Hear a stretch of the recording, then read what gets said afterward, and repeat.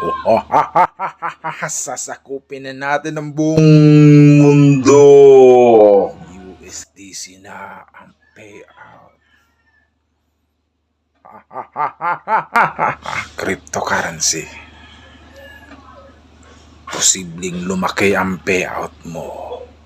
Hayaan mo lang sa wallet, sa GCash, GCrypto.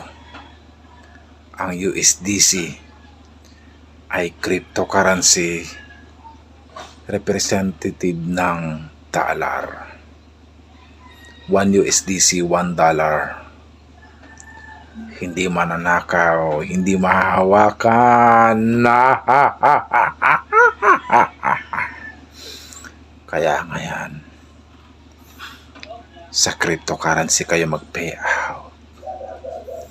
Lalakas ng lalakas ang cryptocurrency dahil hindi nananakaw, hindi mawawala, tumataas pa ang value after 5 years. Posibleng mag 100 ang dollar, mag 150. O kaya ibili mo ng Bitcoin.